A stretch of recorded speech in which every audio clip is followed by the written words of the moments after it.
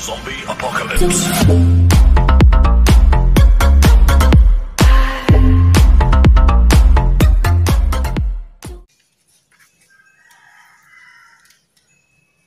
Assalamualaikum warahmatullahi wabarakatuh.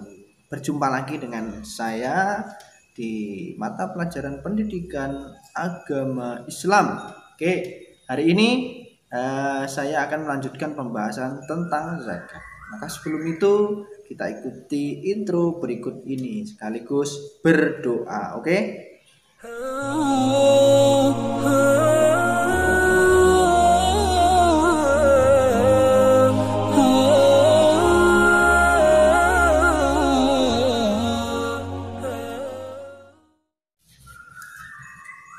Oke, terima kasih sudah menunggu ya. Oke, hari ini saya akan melanjutkan pembahasan yang kemarin. Kalau kita kemarin sudah membahas mengenai zakat mal ya, zakat mal dan zakat fitrah itu. Zakat mal itu yang terakhir kita bahas itu adalah zakat tentang zakat peternakan. Ya, sekarang kita akan membahas mengenai zakat pertanian dan lain sebagainya ya. Oke, kita lanjutkan. Zakat pertanian di sini adalah meliputi zakat makanan pokok ya, makanan pokok seperti beras, gandum dan sagu. Oke, di sini dikatakan bahwasannya nisab zakat pertanian itu adalah 750 kg atau 5 wasak dan kadar zakatnya itu adalah 10% apabila tidak ada tambahan biaya untuk pengairan. Jadi seumpama di sawah itu kan ada pengairan ya. Ada petugas untuk mengalirkan air untuk keperluan tanaman ya kan. Itu zakatnya cukup, itu tidak 10% ya. Tapi kalau tidak ada tambahan pengairan itu adalah 10% ya. Misal di gunung, di sini jenenge babatan ya. Di gunung atau di tegalan itu kan hanya mengharapkan air hujan. Jadi zakatnya 10%. Ya, kalau di sawah itu kalau ada pengairan otomatis kan kita butuh biaya apa ya, untuk mungkin untuk ngasih uang kepada yang mengairi lah, itu kita itu biayanya zakatnya cukup 5%. Itu bedanya ya. Jadi kalau zakat pertanian itu kalau kita butuh air,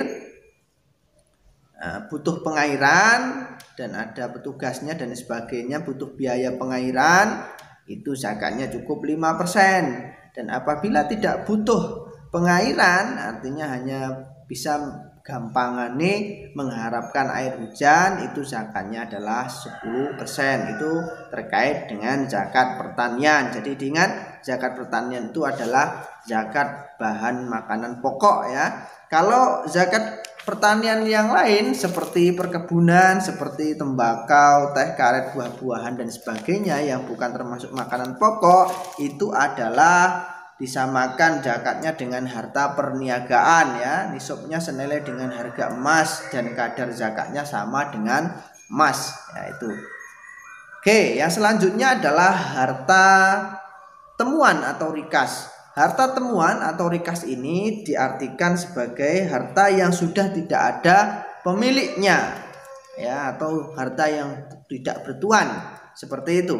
Jadi harta temuan ini adalah zakatnya sebesar 20% ya. Entah itu temuan apa ya, zakatnya sesuai dengan zakatnya adalah 20%. Jika harta itu ditemukan di Indonesia, kita harus mengikuti ketentuan hukum yang berlaku di Indonesia ya. Hukum positifnya seperti apa ya, itu kalau temuan. Oke, tapi jarang lah ya. Temuan itu jarang kita temui ya, kalian cukup tahu saja sekilas. Oke, selanjutnya adalah Zakat yang tergolong baru. Zakat yang tergolong baru ini termasuk zakat yang di dalamnya apa? Zakat profesi ya. Kita bahas zakat profesi. Zakat profesi ini termasuk kategori zakat baru. Kenapa? Karena ulama terdahulu itu tidak membahas. Ini ulama-ulama khulaf, ulama-ulama zaman sekarang ya. Ulama-ulama khulaf, ulama-ulama terbaru ya, ini ulama khulaf. Cari saja di internet ulama khulaf itu apa, banyak ya.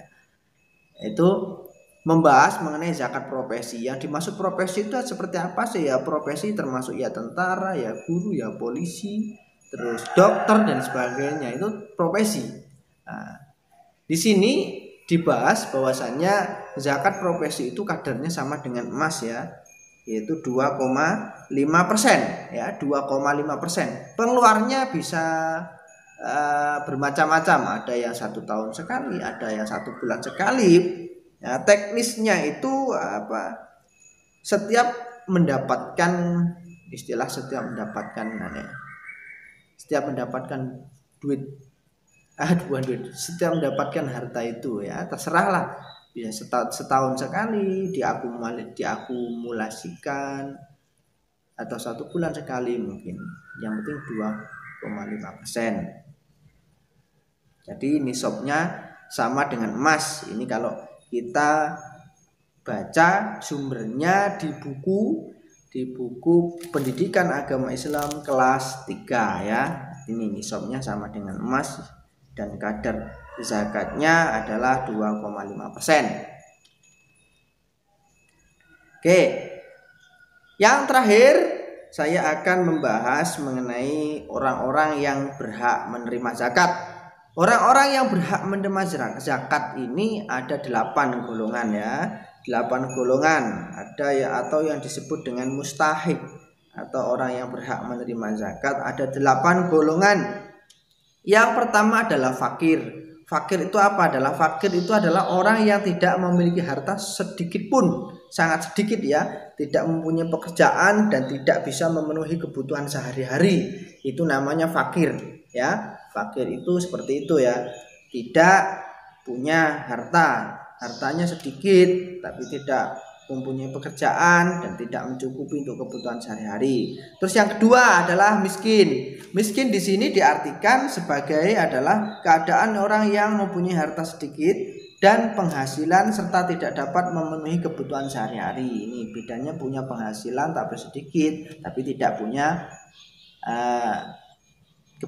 tidak bisa memenuhi kebutuhan untuk sehari-hari karena mungkin penghasilannya sedikit ya.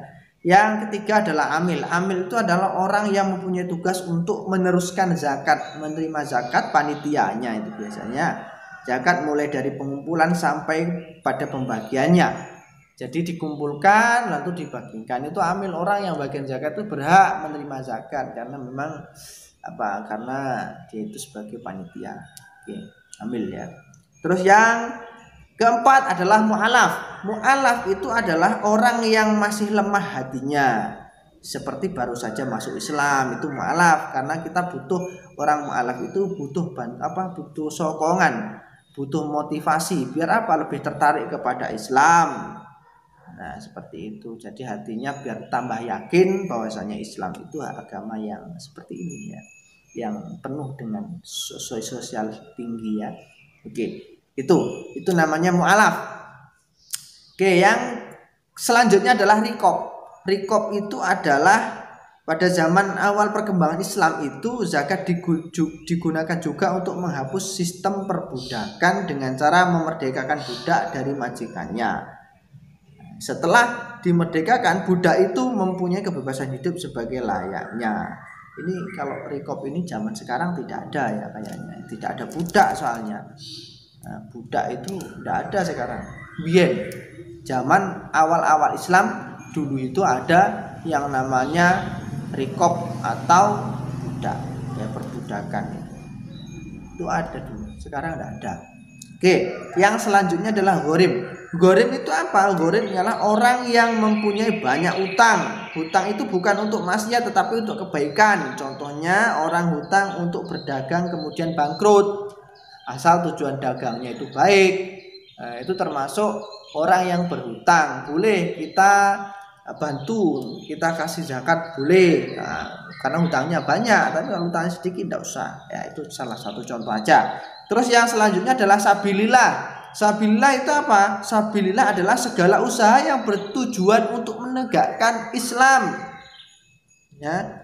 Seperti apa? Pendidikan, orang yang berjuang pada pendidikan, terus berdakwah, orang yang bertugas untuk memperjuangkan kesehatan kita, ya kan?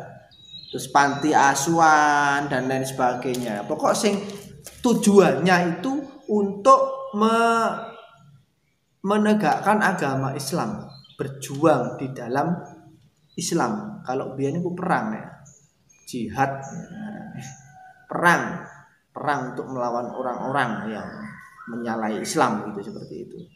Nah, kalau sekarang perang itu enggak ada ya. Sabilillah itu bisa dikatakan ya orang yang menegakkan jalan Allah atau jalannya Islam, menegakkan Islam, itu boleh kita zakati. Yang terakhir adalah Ibnu Sabil. Ibnu Sabil itu apa? Ialah orang yang kehabisan bekal dalam perjalanan. Ya, dan perjalanan dilakukan itu bukan untuk maksiat. Perjalanannya mungkin untuk kebaikan, contoh perjalanan mencari ilmu dan lain sebagainya, ya, berdakwah, silaturahim dan lain sebagainya. Jadi itu boleh kita zakati, karena dengan zakat itu bisa membantu mereka, mungkin berasnya bisa dijual dan sebagainya. Oke ya, itu adalah orang 8 mustahik atau orang-orang yang berhak menerima zakat. Ya, ada 1, 2, 3, 4, 5, 6, 7, 8. Oke, di dalam buku kita sudah ada 8.